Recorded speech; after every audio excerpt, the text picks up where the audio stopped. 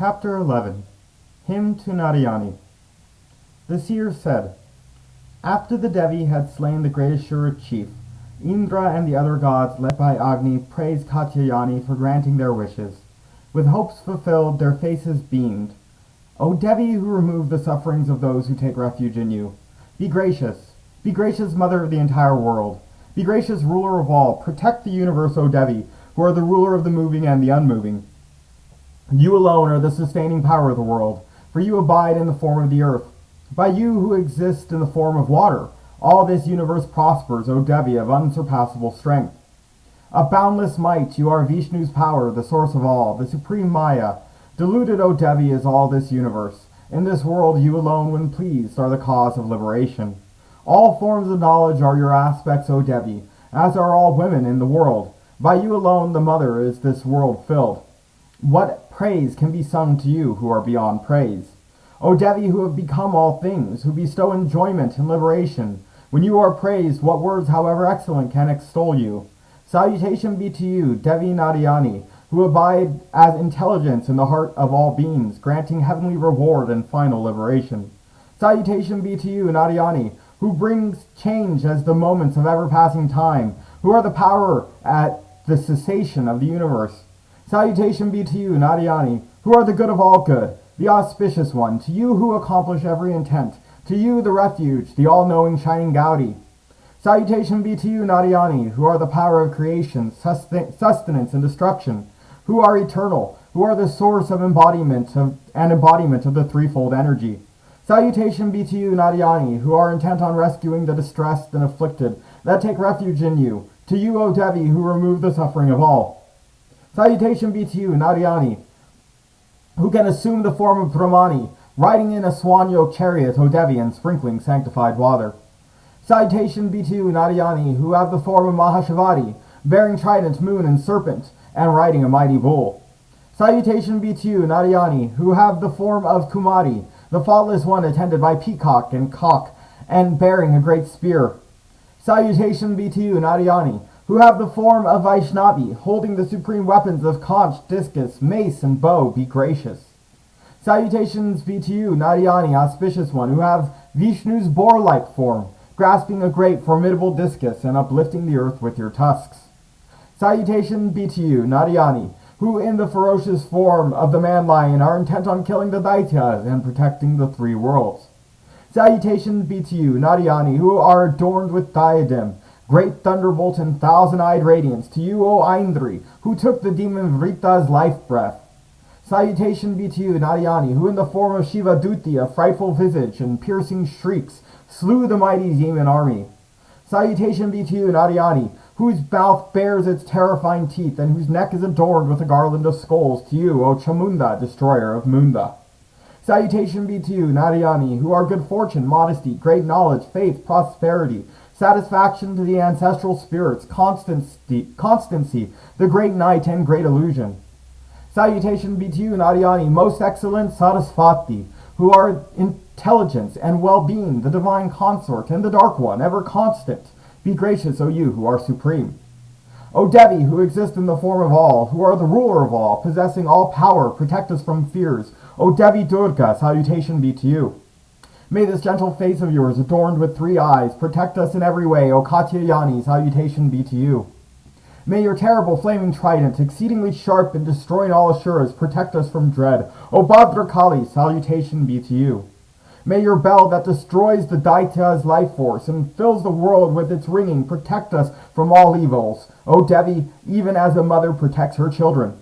May your sword, smeared with the mire of Ashura's blood and fat, and blazing as the sun's rays, be for our welfare. O Chandika, we bow to you. When pleased you destroy all afflictions, but when displeased you thwart all aspirations. No calamity befalls those who have taken refuge in you, and they who resort to you become a refuge to others. O Devi, multiplying your own form into many, you have wrought destruction on the mighty Asuras who hate righteousness. O Ambika, who else can accomplish that? Who other than you abides in all forms of learning, in the sacred texts that are lights of understanding, in the primordial wisdom of the Vedas? Yet who else confounds this universe in the darkest abyss of attachment, where malevolent beings and venomous serpents lurk, where enemies and thieves abound, Where forest conflagrations rage, there and even in mid-ocean you stand and protect the universe. O ruler of the universe, you protect the universe, you are the essence of all things, and you support all that is. All kings must praise you, O revered one, and those who bow to you in devotion become the refuge of all. Be gracious, O Devi, even as you have destroyed the Asuras, protect us always from the fear of enemies. May you subdue the evils of all the worlds and great disasters born of ominous portents. To those who bow down to you, be gracious, O Devi, who remove the afflictions of all and who are worthy of praise by the dwellers of the three worlds. Confer your boons upon the worlds. The Devi said, O hosts of gods, I am the giver of boons. Whatever blessing is your heart's desire, choose that, and I will grant it for the welfare of the world. The gods said, O ruler of all, may you allay all the miseries of the three worlds, and so too annihilate our enemies. The Devi said, when the 28th cycle in the age of the Manu Vaivashvata has come, 2 other great Asuras, also named Shumba and Nishumba, will arise. Then shall I be born in the home of the cowherd Nanda, brought forth from Yasoda's womb, and dwelling in the Vindhya mountains. I shall destroy the 2 Asuras. Again, having incarnated on earth in a surpassingly horrific form, I shall slay the demons descended from Viprachiti. Upon devouring those fierce Asuras, my teeth will become red like pomegranate flowers. Thereafter, in praise of me, the gods in heaven and the humans in the mortal realm will forever call me Rakta Dantika. Again, when no rain has fallen for 100 years, and there is no water on earth, then praised by sages I shall appear, but not born of a womb. Since I shall behold the sages with 100 eyes, humankind will glorify me as Satakshi. Causing the rains to fall, O gods, I shall support the entire world with life-sustaining vegetables brought forth from my own substance. Thus shall I be celebrated on earth as Shakambhari. And then also shall I slay a great Asura named Durgama, and thus come to be celebrated as the Devi Durga. Again, when I have assumed a terrible form in the Himalayas, I shall destroy malevolent beings for the protection of the sages. Then all the sages, with bodies bowed, will praise me. Thus shall I come to be celebrated by the name of Bhima Devi. When a demon called Aruna wreaks great havoc in the three worlds, then shall I assume form as a swarm of countless bees, and slay the great Asura for the welfare of the three worlds. Thus will people everywhere extol me as Brahmadi. And so whenever dangers arise from demonic sources, I shall descend and bring about the complete destruction of enemies.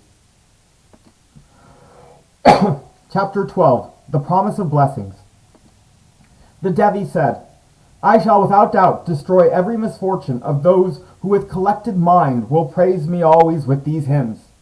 Those who recite the destruction of Madhu and Kaitaba, the killing of Mahashashura, and the slaying of Shumba and Nishumba, with singleness of mind on the 8th, 14th, and 9th days of the lunar fortnight, and those who listen with devotion to the supreme poem of my glory, will have no evil befall them, nor any misfortune arising from wrongdoing.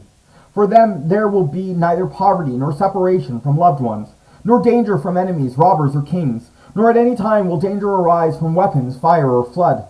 Therefore this poem of my glory is to be recited by those of concentrated mind, and heard always with devotion, for it is the supreme way to well-being. May this glorification of mind put to rest all misfortune born of pestilence, and also the 3 kinds of calamity. Where it is always and rightly recited in my sanctuary, that place shall I never abandon. There my presence is abiding. In the offering of oblations, in worship, in the fire ceremony, and in the great festival, all these deeds of mine are to be proclaimed and heard. When offerings are made in worship, with or without proper knowledge, I shall receive them gladly, and also the fire oblation performed in like manner. At the great annual worship which is performed in the autumn season, those who hear this poem of my glory and are filled with devotion will be freed by my grace from all afflictions and endowed with wealth, grain, and progeny. Of this there is no doubt. Hearing of my glory, my auspicious manifestations, and my prowess in battles, they become fearless. For those who hear my glorification, their adversaries go to utter destruction. Well-being comes to them, and their families rejoice. For those troubled by nightmares or the ill-boding of stars, at rituals for averting evil, this poem of my glory should always be heard. It causes misfortunes and evil portents to subside, and it turns nightmares into sweet dreams. It pacifies children overcome by seizures, and wherever discord divides, it best restores friendship. It is unsurpassed in diminishing the might of all evildoers. Truly its recitation brings about the destruction of fiends, ghosts, and ghouls. This entire glorification of mine draws one near to me. As by the offering of finest cattle, flowers, gifts, incense, perfumes, and lights, made day and night for a year, and as by the feeding of brahmanas, by oblations, by consecrated water, and as by diverse other propitiations and offerings, so also by hearing the recital of my auspicious deeds am I pleased. When heard, this poem of my glory removes impurities and grants freedom from disease. The relating of my births confers protection from evil spirits. Since it recounts my deeds in battle, crushing the wicked Daityas, when heard it dispels all fear of enemies. Praises uttered by you and the Brahmanical seers and by Brahma himself produce an auspicious mind. When in a forest, or on a lonely road, or surrounded by a forest fire, when encircled by robbers in a desolate place, or seized by enemies, when stalked by lions and tigers, or wild elephants in the jungle, when imprisoned or sentenced to death by a wrathful king, when in a wind-tossed boat on the mighty sea, or assailed by hurtling weapons in the midst of battle, when caught in dreadful straits, or tormented with agony, whoever remembers these deeds of mine is freed from danger. By my power, lions and beasts, robbers and enemies, flee far away from one who remembers these deeds of mine. The seer said, having spoken thus, the blessed Chandika, fierce in valor, vanished from the sight of the gods. Their enemies struck down, the gods were delivered from affliction. They reclaimed their own dominions as before, and all partook of their shares in the sacrifices. As for the Daityas, after the Devi had slain in battle those two enemies of the gods, Shumba, the afflictor of the world, terribly fierce and unequaled in prowess, and Nishumba, great in valor, the rest of them returned to the netherworld. Thus, O king, does the blessed Devi, though eternal, manifest again and again for the protection of the world. By her this universe is deluded. She herself brings forth everything. Entreated, she bestows right knowledge. Propitiated, she bestows prosperity. O king, by her all this universe is pervaded, by Mahakali, who takes form as the great destroyer at the end of time. At that time, she herself is the great destroyer, existing from all eternity. She herself becomes the creation. She, the eternal one, sustains all beings. In times of well-being, she is indeed good fortune, granting prosperity in the homes of humankind. In times of privation, she exists as misfortune, bringing about ruin. And so, praised and worshipped with flowers, incense, perfumes, and the like, she grants wealth, progeny, and a pure mind, established in righteousness. Chapter 13. The granting of boons to Suratta and the merchant. The seer said, thus have I related to you, O king, the supreme glorification of the Devi, which such is the splendor of the Devi, by whom the world is upheld, and such is the knowledge fashioned by the blessed Vishnu Maya. By her are you and this merchant and other thoughtful people deluded, just as others have been and will be deluded. O great king, take refuge in her, the supreme sovereign. When worshipped, she truly confers enjoyment, heaven, and final liberation on humanity. Markandeya said, hearing his words, Suratta the king bowed in reverence to the illustrious seer of steadfast austerities. Despondent over excessive attachment and the loss of his kingdom, he went at once to practice austerities, O great sage, and so did the merchant, that they might obtain a vision of the mother. The king and the merchant settled on a riverbank, and engaged in spiritual practice, chanting the supreme hymn to the Devi. When they had fashioned an earthen image of her on the riverbank, the two of them worshipped the Devi with flowers, incense, fire, and libations of water. Now fasting, now restraining their senses, with minds constant in concentration, they made offerings sprinkled with the blood of their own bodies. When they had worshipped her in this way with self-restraint for 3 years, Chandika, the support of the universe, was well pleased. She appeared before them and spoke. The Devi said, that which you desire, O king, and you, the delight of your family, receive all that from me. Well pleased, I will grant it. Markandeya said, thereupon the king chose a kingdom imperishable even in another lifetime, and also his own kingdom here, to be reclaimed by force from his enemy's control. And then the wise merchant, dispassionate in mind, chose the knowledge which severs attachment from I and mine. The Devi said, in a few days, O king, you will reclaim your own kingdom. When your enemies are slain thenceforth, it will assuredly be yours.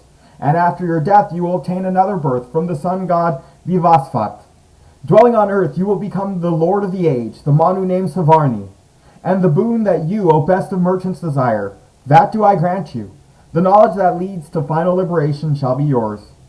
Markandeya said, when she had given each his desired boon, the Devi, lovingly praised by both of them, vanished at once. Thus, having received the Devi's boon, Suratta, the best of sovereigns, will obtain birth from the sun god, and will become the Manu named Savarni. will become the Manu named Savarni. Klim Om. The Devi Mahatmyam of 700 verses is concluded. Om Tat Sat Om.